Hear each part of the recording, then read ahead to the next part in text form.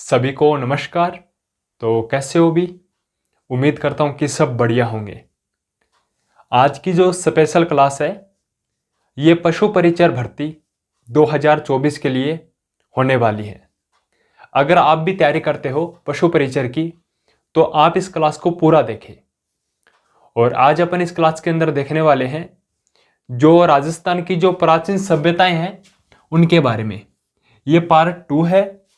पहली क्लास के अंदर हमने देखा था जो कालीबंगा सभ्यता है, जो गणेश्वर सभ्यता है और जो रंग महल सभ्यता है उनके बारे में। आज अपन देखेंगे जो बेराट सभ्यता है, बेराट सभ्यता है उसके बारे में। एक नौह सभ्यता है उसके बारे में। एक सुनारी सभ्यता है उसके बारे में। ठीक है, 3 सभ्यताओं के बारे में पढ़ेंगे और बाकी जो बच गई जितनी भी सभ्यताएं हैं वो हम कल के पार्ट के अंदर देखेंगे, क्योंकि आज टाइम बहुत ज़्यादा हो रखा है, क्योंकि पहले लाइट नहीं थी। ठीक है, तो उस वजह से क्लास रिकॉर्ड नहीं कर पाया। सबसे पहले अपन देखते हैं जो विराट सभ्यता है उसके बारे में। ठीक है, विराट सभ्यता।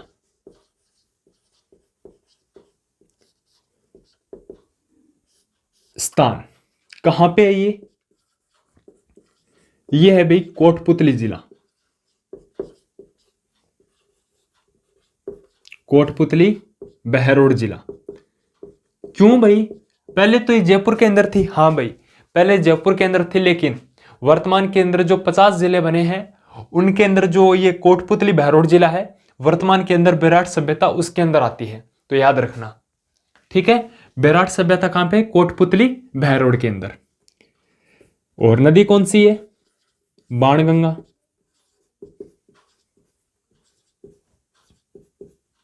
नदी का नाम क्या है भी? कौन सी नदी के किनारे? बाणगंगा नदी के किनारे। अब ये जो बेराट है इसका जिक्र हम जो 16 जनपद है उनके अंदर हम देखते हैं।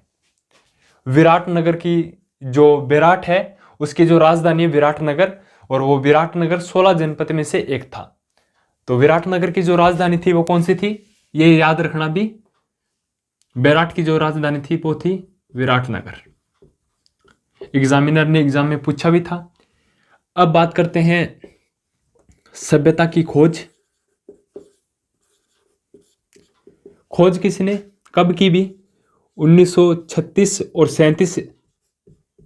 किसने? दयाराम साहनी ने। ठीक है, पुनः खोज।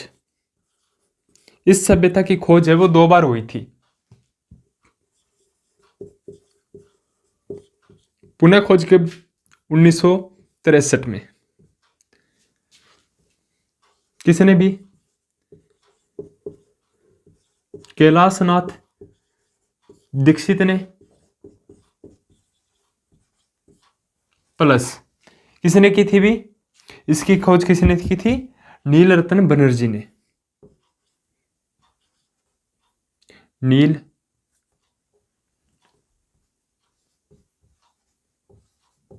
बनर्जी। याद रखना भी, एग्जामिनर ने अभी 2023 के अंदर कोई परीक्षा हुई थी उसके अंदर कैलाश दीक्षित का नाम था। ठीक है, बेराट सभ्यता कहां पे स्थित है? वर्तमान के अंदर कोटपुतली बहरोड के अंदर है। नदी बाणगंगा है। खोज 1936 और 37 में दयाराम साहनी ने।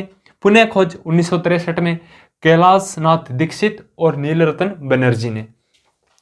दयाराम साहनी ने इसको प्रकाश में लाने का श्रेय किया था। किसको दिया जाता है श्रेय? प्रकाश में लाने का श्रेय। अगर आप एग्जामिनर आपसे पूछे कि बेराट सभ्यता को प्रकाश में लाने का जो श्रेय है वो किसे दिया जाता है, तो दयाराम साहनी को। अब खोज होगी भी। अब यहां पे जो खुदाई हुई थी तो प्रमुख स्थल मिले थे 3 प्रमुख स्थल। भीमडुंगरी,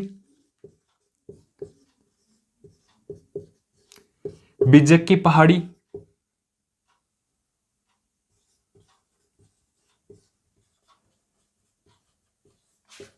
और महादेव पहाड़ी। और एक का नाम और भी मिलता है, गणेश पहाड़ी।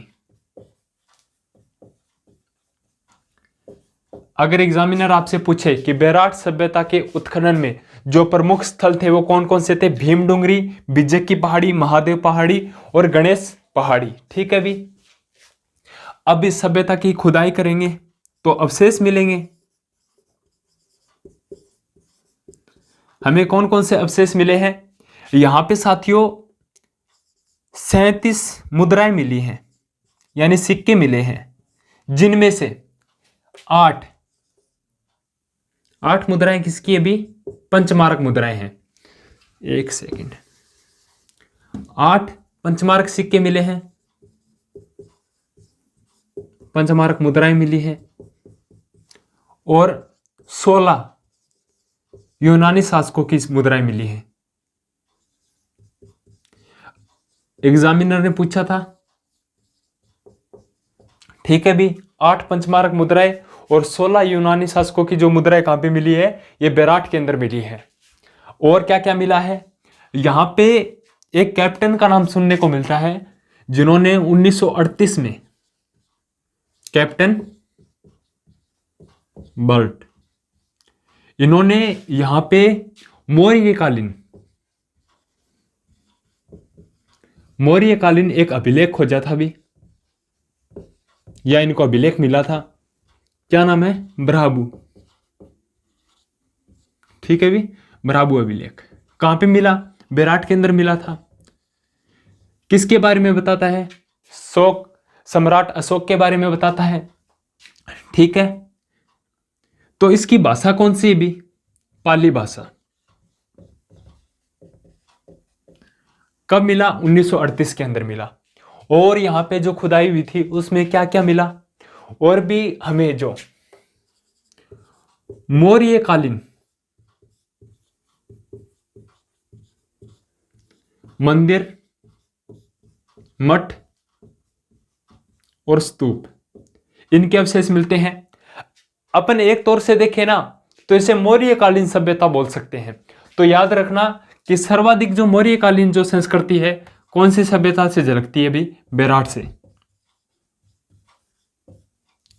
मौर्य संस्कृति, पंचमार्क से सिक्के हो गए, कैप्टन बर्ट वाला हो गया। ठीक है, मौर्यकालीन मंदिर, मठ हो गए। ठीक है, मौर्य संस्कृति बोल सकते हैं अपन। और एक यहां पे जो शंख लिपि मिली है भी, शंख लिपि। ठीक है, एक बार मैं देख लेता हूं कुछ बाकी तो नहीं रह गया। हाँ भी, आपकी जो ये बेराट सभ्यता है वो कंप्लीट हो गई है भी। ठीक है भी, फिर से देख लो। स्थान कोटपुतली, बहरोड़े नदी, बाणगंगा की खोज 1936-37 में दयाराम साहनी ने, पुनः खोज 1963 में कैलाशनाथ दीक्षित, नीलरतन बनर्जी ने। ठीक है, प्रमुख स्थल मिले थे भीमडोंगरी, बिज्जक की पहाड़ी, महादेव और गणेश पहाड़ी। अवशेष कौन से मिले थे? 36 मुद्राएं मिली थी, जिनमें से 8 जो पंचमार्क मुद्राएं हैं और 16 जो मुद्राएं यूनानी शासकों की हैं। 1938 में कैप्टन बर्ट ने एक अभिलेख खोजा या शिलालेख खोजा, जिसका नाम है ब्राबू अभिलेख। और इसकी जो भाषा है पाली भाषा है। और यहाँ पे जो और अवशेष मिलते हैं, मौर्यकालीन अवशेष मिलते हैं, जिसमें से मौर्यकालीन मठ मिलते हैं, मंदिर मिलते हैं और स्तूप मिलते हैं। और ये मौर्य संस्कृति अपन बोल सकते हैं इस सभ्यता को, क्योंकि सबसे ज्यादा जो भगवान अशोक, जो सम्राट अशोक है, अशोक, उस राजा के अवशेष इसी सभ्यता से मिलते हैं। ठीक है, ये आपकी जो बेराट सभ्यता है कंप्लीट है भी। अब अपन ने एक का नाम और भी लिया था,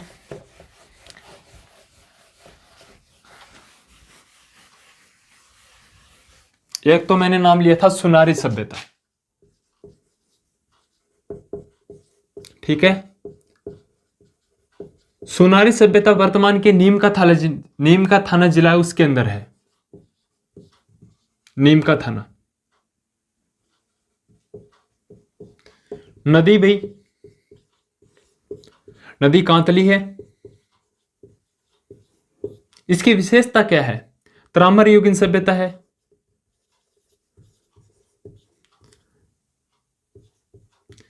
यहां से जो तांबे गलाने की जो भट्टियां हैं वो मिली है,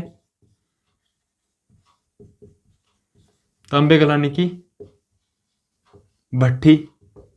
और यहां के जो लोग थे ना, चावल वह मांस का सेवन करते थे।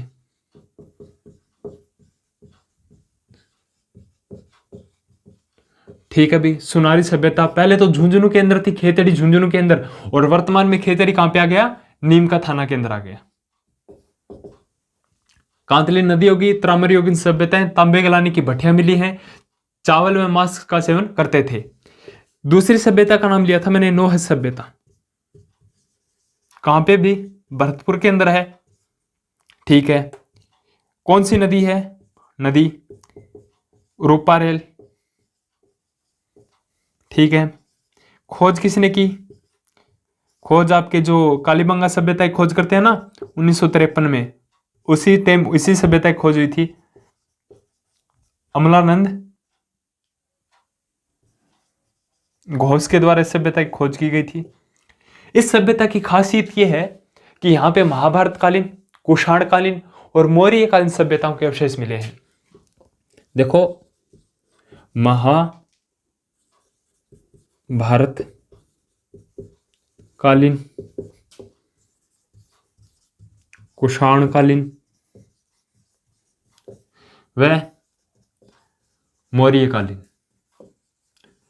कालीन सभ्यताओं के अवशेष मिले हैं। तो और जो बाकी जितनी भी सभ्यताएं बची हैं, कल हम जो क्लास होगी उसके अंदर कंप्लीट कर लेंगे। आज के लिए सिर्फ इतना ही। Thank you so much. जय हिंद, जय भारत।